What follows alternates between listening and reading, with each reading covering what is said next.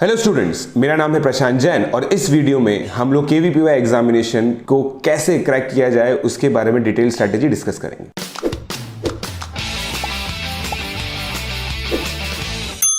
Welcome back. हम लोगों ने अभी एक वीडियो बनाया था जिसके अंदर केवीपीवाई एग्जामिनेशन की सारी डिटेल्स दी थी और हमने प्रॉमिस किया था कि एक वीडियो बनाएंगे जिसमें स्ट्रैटेजी होगी। सो ये वही वीडियो है। सबसे पहले हम लोग एग्जामिनेशन के लिए पेपर पैटर्न डिस्कस कर लेते हैं कि पेपर पैटर्न क्या होता है। जैसा पिछले वीडियो में भी थोड़ा सा इंट्रोडक्शन दिया था, SA के अंदर 80 क्वेश्चन आते हैं टोटल मिलाकर, 20 question each from physics, chemistry, maths, bio. 15 question her subject के अंदर सेक्शन A में आते हैं जिसमें 1 मार्क पॉजिटिव और -0.25 नेगेटिव होता है। उसके बाद अगर सेक्शन 2 की हम बात करें तो 5 क्वेश्चन पर सेक्शन आते हैं जिसके अंदर 2 मार्क पॉजिटिव होता है और -0.5 नेगेटिव होता है। इसके अंदर सारे क्वेश्चंस करना कंपलसरी होता है। SB और SX के अंदर थोड़ा सा ट्रिकी आता है। सेक्शन A के अंदर हर एक सब्जेक्ट में 20-20 क्वेश्चंस आते हैं, मगर पहले सेक्शन में बच्चों को 4 में से 3 सेक्शन अटेम्प्ट करने होते हैं। मतलब फिजिक्स, केमिस्ट्री, मैथ्स और बायो के 4 सेक्शंस आते हैं सेक्शन 1 के अंदर, उसमें से बच्चों को कोई से भी 3 अटेम्प्ट करने होते हैं। इसका लॉजिक बहुत सिंपल है, क्योंकि 12th क्लास के अंदर बच्चा फिजिक्स, केमिस्ट्री, मैथ्स में या तो स्पेशलाइज करता है या फिर फिजिक्स, केमिस्ट्री, बायो के अंदर। सेक्शन 2 के अंदर 4 सेक्शंस आते हैं, फिजिक्स, केमिस्ट्री, मैथ्स और बायो। उसमें 10-10 क्वेश्चन आते हैं, उसमें से केवल 2 सेक्शन बच्चों को अटेम्प्ट करने होते हैं। तो जनरली बच्चे या तो फिजिक्स मैथ्स कर सकते हैं, फिजिक्स केमिस्ट्री कर सकते हैं, मैथ्स केमिस्ट्री कर सकते हैं, जैसी उनकी इच्छा हो।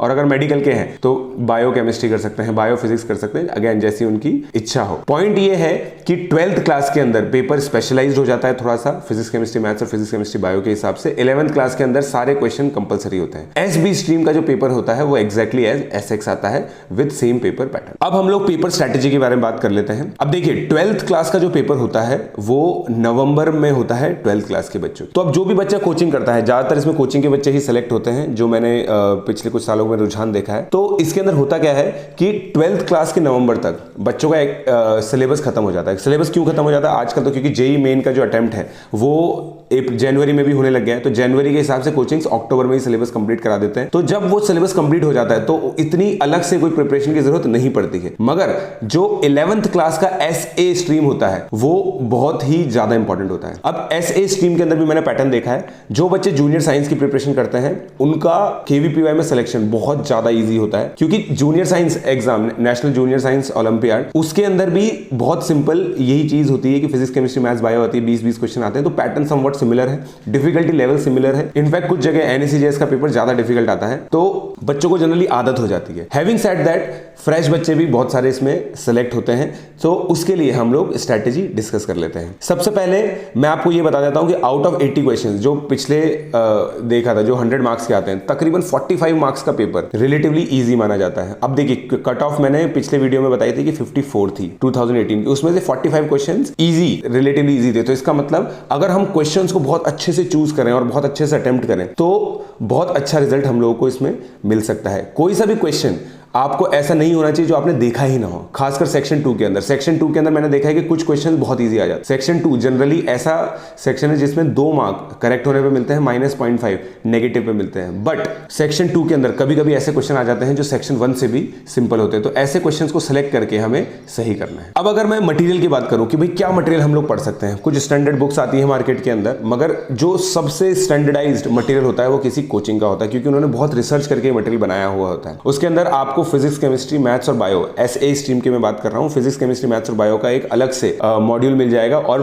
कुछ प्रैक्टिस पेपर्स भी मिल जाएंगे और कुछ प्रीवियस ईयर पेपर्स भी मिल जाएंगे। उसमें आप ये देख सकते हैं कि किस तरह के क्वेश्चंस पूछे जाते हैं, किस तरह की चीजें उसके अंदर कवर होती हैं, और वो एक जनरली कॉम्प्रिहेंसिव मटेरियल होता है। काफी सारी कोचिंग्स को मैंने देखा है जो अपने डिस्टेंस लर्निंग मटेरियल, जिसको वो केवीपीवाई का जो डिस्टेंस लर्निंग मटेरियल होता है, मतलब जिसको बच्चे घर बैठे पढ़ते हैं, उससे काफी सारे सिलेक्शंस को वो क्लेम करते हैं। तो इसका मतलब ये है कि उनका जो मटेरियल है कहीं ना कहीं काम का होता है। तो आप पढ़ने के लिए किसी न किसी कोचिंग का मेरे हिसाब से स्टडी मटेरियल रेफर कर सकते हैं। जैसा मैंने आपको बताया कि इसके अंदर जो क्वेश्चन अटेम्प्टिंग होती है वो बहुत मेटिकुलस होनी चाहिए। 3 घंटे का पेपर होता है, 80 क्वेश्चन है, तो तकरीबन 2 मिनट से थोड़ा सा ज्यादा टाइम आपको मिलेगा। मगर किसी भी क्वेश्चन के अंदर पहले अटेम्प्ट में आप 3 मिनट से ज्यादा ना दें। अगर आप स्टक हो भी रहे हैं तो प्लीज आप दूसरे क्वेश्चन की तरफ स्विच कीजिए। पहले सारे क्वेश्चन देख लीजिए, सारे क्वेश्चन पे कॉल ले लीजिए। उसके बाद कुछ क्वेश्चन आप 1 मिनट में सॉल्व कर पाएंगे, कुछ मिनट क्वेश्चन को 1.5 मिनट में सॉल्व कर पाएंगे। तो वहां जो आपने टाइम बचाया है उस टाइम को आप यूटिलाइज कीजिए उन क्वेश्चन के अंदर जो क्वेश्चन आपने छोड़े हुए हैं अटेम्प्ट करने के बाद, और आपको लगता है कि आप थोड़ा सा और अटेम्प्ट करेंगे तो आपसे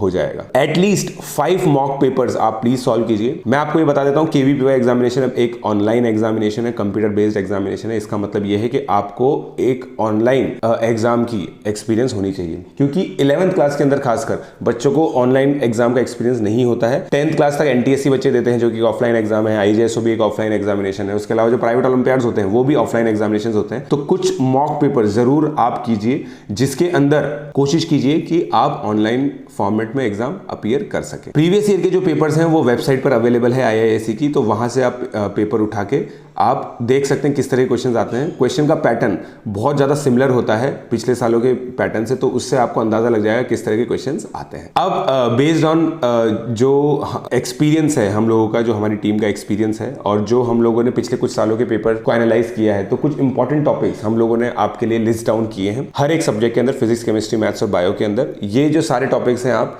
अपनी स्क्रीन पर देख सकते हैं।